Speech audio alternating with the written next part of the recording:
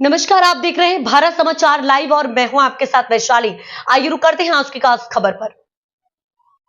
मुंद्रा बरोई नगर पालिका के ward number 4 से कांग्रेस उम्मीदवार और पूर्व विपक्षी नेता इमरान चौहान के चुनाव कार्यालय का उद्घाटन आज हसनपीर चौक पर मुस्लिम समुदाय के धार्मिक नेताओं द्वारा किया गया।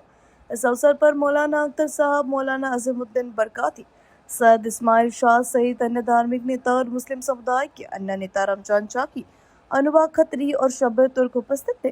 शहर कांग्रेस अध्यक्ष कांजी सोंदरा, भारत पटारिया, जावेद पठान और अन्य वार्ड उम्मीदवारों ने कार्यक्रम में भाग लिया और गठबंधन तथा पार्टी की ताकत का प्रदर्शन किया।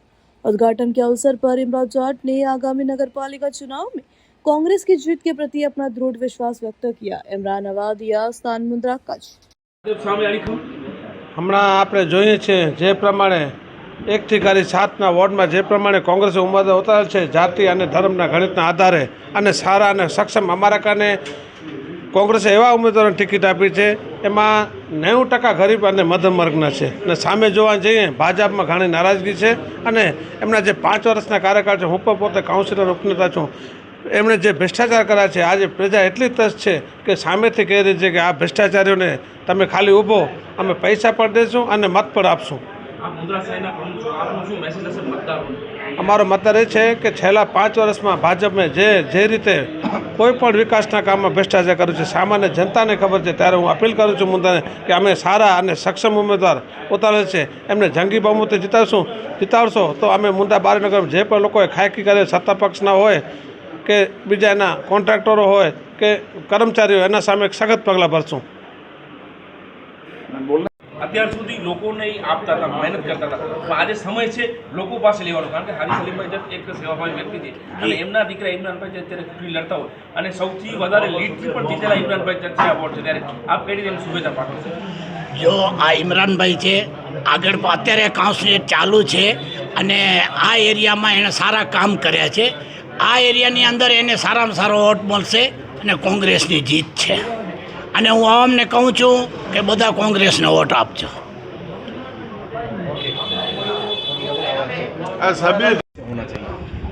औज़ुबिल्लाहिमिनश्शैतानिर्रजीम, बिस्मिल्लाहिर्रहमानिर्रहीम।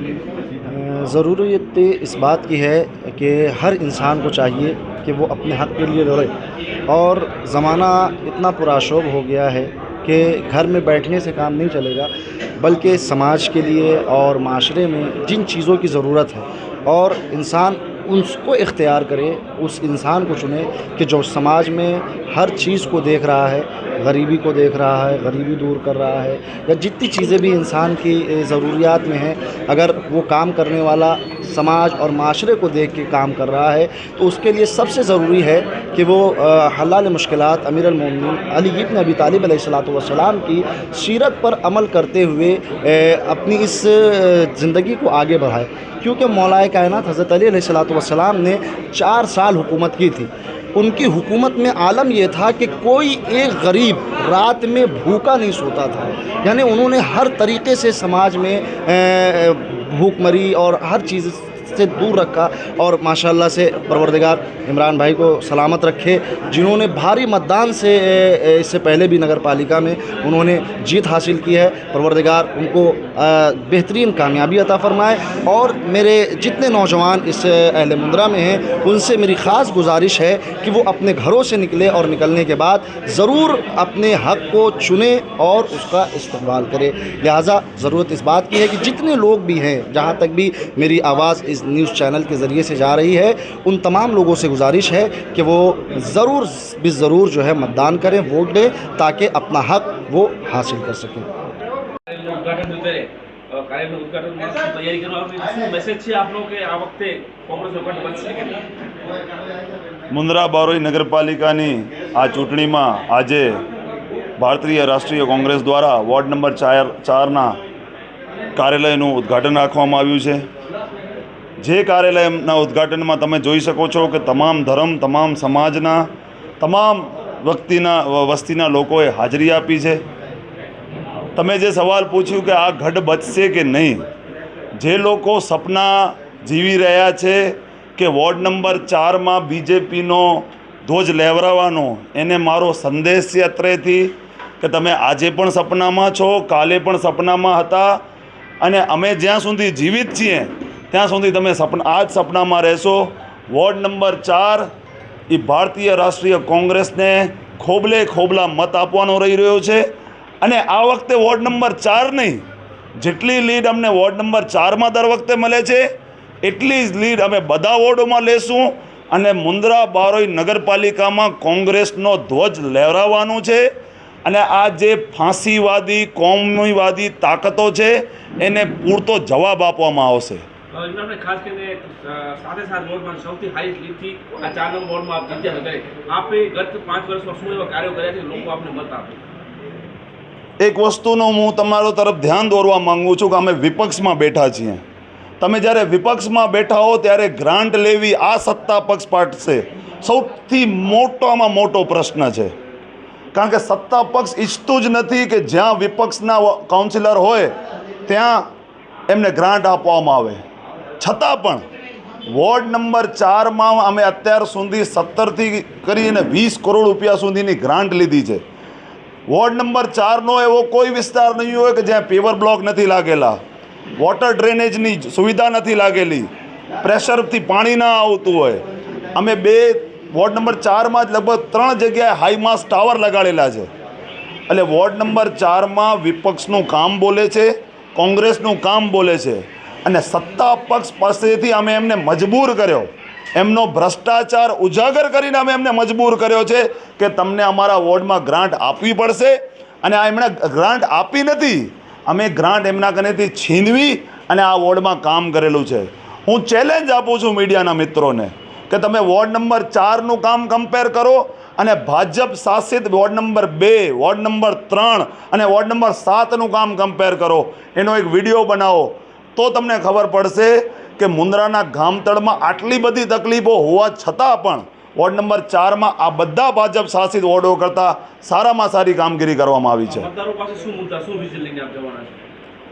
મતદારો પાસે અમે અમારું કામ લઈને જવાના છીએ. અમે કોઈ પણ જાતના બીજા વિખવાદમાં ઉતરશું નહીં. બીજેપીની જે પદ્ધતિ રહી છે ધર્મ આધારિત, જાતિ આધારિત ભાષણો આપવાની, કોંગ્રેસ એ પ્રણાલીને નથી માનતી. અમે જે અમારા વિકાસના મુદ્દાઓ છે કે જે અમે 5 વર્ષમાં કામ કર્યું છે એ કામની યાત્રાને આપણે આગળ ધપાવવાનું છે. જેટલા કામ ક્યાંક અધૂરા રહી ગયા હશે એ કામને આપણે પૂરા કરવાના છે. અને બીજું સૌથી મોટો મુદ્દો જે 10 અને 15% કમિશનખોરી ચાલી રહી છે દરેક વોર્ડના કામમાં, તમે દરેક જગ્યાએ કામ બીજેપીના લોકોનું જેશો તો એમાં 10થી 15% આ લોકો કમિશનખોરી કરી રહ્યા છે. કોંગ્રેસ શાસિત નગરપાલિકા બનશે અને આ કમિશનખોરોનું પૂરેપૂરું ઇલાજ કરવામાં આવશે. આ ચૂંટણીમાં તમારી પાસે એક ધારાશાસ્ત્રી અને એક જાગૃત નાગરિક કાનજીભાઈ તમારી સાથે છે, ખાતરી સમાજના યુવાનો અને ખોજા સમાજ, સમગ્ર સમાજ આપણી સાથે. ત્યારે આ વખતે ઇમરાનભાઈ કઈ રીતે લીડથી જીતશે અને કેવો માહોલ હશે? દર વખતેની જેમ આ વખતે પણ અમારા તમામ મહેશ્વરી સમાજના લોકો, અમારા ખત્રી સમાજના લોકો, ખોજા ઇસ્નાસરી સમાજ, ખોજા ઇસ્માઇલી સમાજ, સુખપરનો વિસ્તાર, સુવર્ણ સમાજ, બધા સમાજના લોકો અમારી સાથે છે. તમને એક વસ્તુ ખાલી હું યાદ કરાવી દઉં. છેલ્લા 2 દિવસથી હજી અમે ડોર ટુ ડોર પ્રચાર ચાલુ પણ નથી કર્યું, પણ જે બીજેપીના વોટર્સ પણ છે જે દરેક વખતે પ્રણાલીથી બીજેપીને વોટ આપી રહ્યા છે એ પણ અમને કહી રહ્યા છે કે ઇમરાનભાઈ આ વખતે તો બીજેપીએ ઉમેદવારો એવા આપ્યા છે કે અમે એમને વોટ આપવાનું મન નથી થતું. અમે ક્યારે કોંગ્રેસને મતદાન નથી કર્યું, પણ અમે આ વખતે 4 બટન હાથના દબાવશું અને તમારી લીડને વધારશું. સમગ્ર વોર્ડની જોવા જઈએ તો આપ હંમેશા કોંગ્રેસના એક સૈનિક રહ્યા છો. આ સમયે નગરપાલિકા કોંગ્રેસ કેવી રીતે બની શકે છે અને આ કેવી મહેનત કરવી પડે એ સમજાવજો. અત્યારની પોઝિશન એવી છે કે આપણી આ નગરપાલિકા બન્યા પછી બીજી ટર્મ છે. પહેલી ટર્મે મુન્દ્રાની જનતાએ જોઈ લીધું કે આ ભાજપવાળાનો કામો કેવા હતા, પોતાના વિકાસ સિવાય કોઈ કામો કર્યા નથી.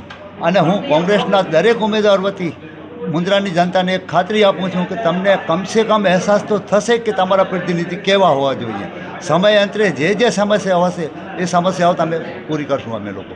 બાપુ, આ વખતે ભાજપને ડર છે કે વોર્ડ નંબર 3માં અમે હારી રહ્યા છીએ, પરંતુ આપ સક્ષમ ઉમેદવાર પણ આપણે ઉતારે છે, પરંતુ ચૂંટણી જીતવા માટે એક ઉમેદવારે શું મહેનત કરવી પડે, શું કામો કરવા જોઈએ?